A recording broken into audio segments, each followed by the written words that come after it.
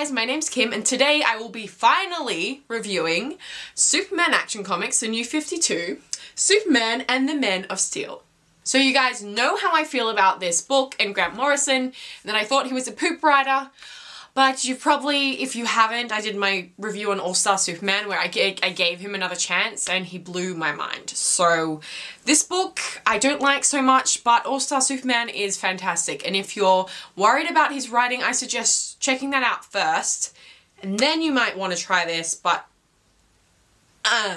So I gave this book a 2 out of 5. Yes, that's pretty low. I didn't give it a 1 out of 5, gave it a 2 out of 5. So I really thought about it because when I first read it a few years ago, a year and a half, I'm not sure.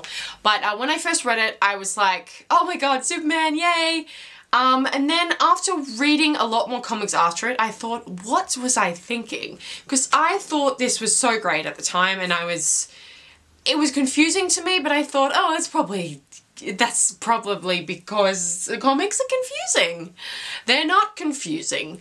Grant Morrison is confusing in this book. He confuses everyone in this book. It's just, the way the story is set out is obviously released in single issues, so that's its big crap point, that when it's released in this volume, people are like, WTF.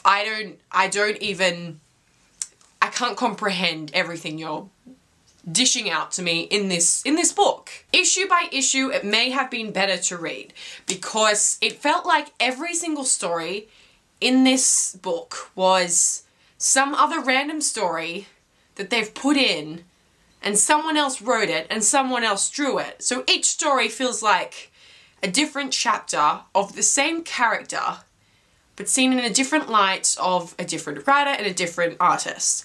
Now, Grant Morrison basically wrote this book, but he almost had a different artist almost on every issue, and it confuses the hell out of you because you're just like, okay, so he's at the Daily Planet. No, wait, no, he's not at the Daily Planet.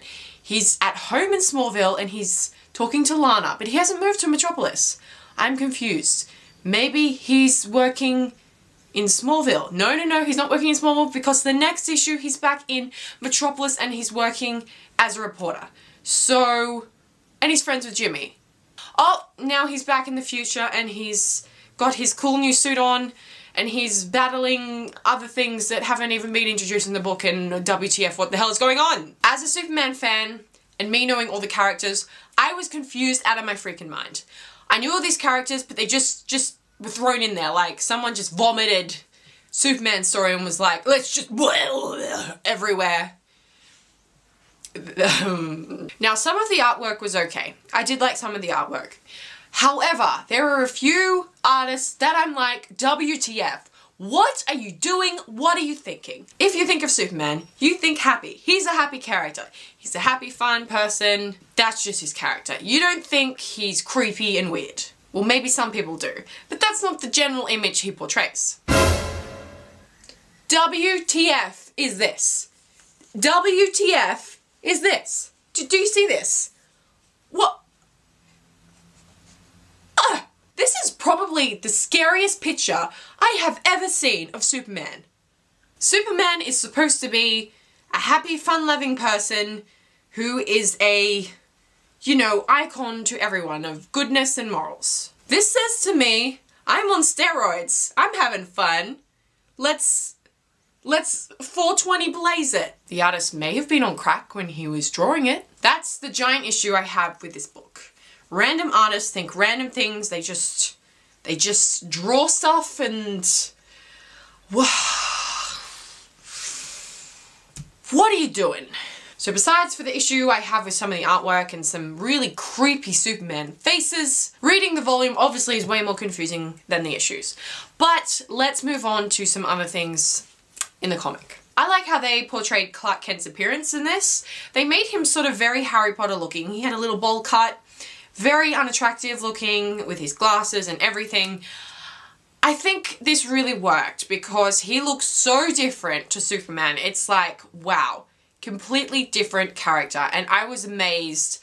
If I was there, I wouldn't be able to tell the difference between the two because they are completely different. They also made Jimmy sort of look a little bit like Ron Weasley. So I found that really fun to have Harry Potter, Ron Weasley dynamic going on there in terms of their appearances and the way they were going about things, because I'm a Harry Potter fan, so I liked that that little dynamic was brought in. I don't know if it was intentional, but it was fun to see it there. Now, reading this, you're going to find the timeline so out of whack. You just don't know if something's in the past or the future or the present or some other alternate dimension line thing that exists because they just want to be like, I'm going to make this complex. Let's put like future. No, let's not do future. Let's do like present, but in like an alternate dimension and have him like do this. Yeah, that sounds pretty hipster. Dear God, no. The new costume revamp, I didn't mind. They had the younger Superman sporting a Superman t-shirt with just jeans. He was very carefree, casual, you know, easygoing. He would, when he was fighting crime around the city, he would destroy a lot of things because he didn't really have that mind frame yet that he is, you know, whatever. But we've seen him in other comics when he's first starting out, and he at the very beginning, he's like the best. He just goes straight into it. And in a way that's kind of not very believable. In this book, they've done that, I think they've done that well, making him a little bit arrogant, crazy at the beginning. Not really crazy, but so that he's not perfect from the beginning. He's still learning about his powers and being in Metropolis and fighting all these criminals and everything like that. And at the beginning, they really reflect this with his carefree sort of casual attire with the t-shirt. Later on, he progresses into getting his full new suit, which has, they've taken out the underwear and they've sort of got an Oriental Chinese collar on him, which I really think is a great costume. I really like it. So in this timeline, you'll see sort of t-shirt and then the new Superman suit all blending in different places, and sometimes you think, okay, it's the past because he's wearing the t-shirt. Okay, it's the future because he's wearing the... Is it the future or is it the present when he's wearing the new costume? It is not very clear at all, but I took it as if his t-shirt was the past and his Superman stuff was the future. Then again, I could be wrong. Characters that we had in this, we almost had every single character under the sun in Superman. There's a few they left out, obviously, like Zod and Doomsday. I think that's probably the only two villains they left out of this Superman book. It was cram full, chock-a-block full of Superman characters just thrown in there and thrown around and chucked in the corner and being like, okay, let's put this here, yeah, Too much in one book. Now, as I said, being a Superman fan, I know all of these characters. But Grant Morrison is starting this book again. So he's starting the characters' timelines and their, you know, origin stories all over again. So you have to get used to the way that he's writing things and then new sort of origin stories, because some of them are a little different.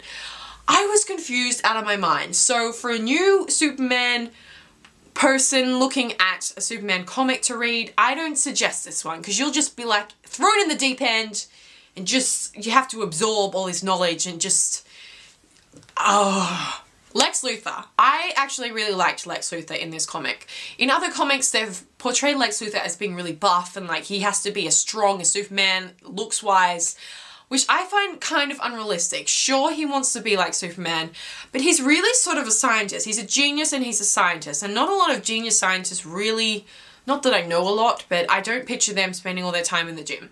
Really, they're scientists. So in this volume, Lex Luthor is basically a bald, middle-aged looking man who's not super overweight, but he's carrying a bit of weight. That to me is more of a Lex Luthor character. He's a smart evil genius, not some big-ass frat boy on steroids, which some comics have portrayed him as. We also saw a lot of other characters, as I've said. Metallo, we had Steel, we had Brainiac, we had Legion. Oh my god. I don't even know why they brought Legion in. It took me a while to even find out who they were, because they were so vague at the beginning of that story. I was like, WTF. Firstly, Legion is a really big and confusing character set in the Superman universe. You don't just throw it in the first volume and expect people to know what's going on. Legion's a huge character set from the future. So I don't know why you'd randomly put it in this book, because this is the start of Superman, but he was wearing his new Superman outfit, so you don't know if it was in the future, or if it was in the present, or if it was in the past, and Legion's from the future, and they're coming here. We don't know what's going on. It's very, very confusing, and I really think they should not have even included Legion in the first volume, because I feel like I've talked about this for a long time, so I'm gonna wrap this up. Overall, I really thought the story was too bizarre, too over the top, too much going on. Too much going on. Especially if you know Superman, there's still too much going on. If you don't know Superman, you're completely lost. You'd be like, what did I buy? I don't know. It's just a whole lot of weird stories together into one. Like there's no description. So overall, I rated this a 2 out of 5. As you can see, it's very low. As you can see, this is why I was hesitant to buy any more Grant Morrison books. But he is a good writer in other books, not this one. But if you do like very complex storylines and you want something really to think about and try to process lots of things going on at once, and I'm a multitasker, but I didn't get it.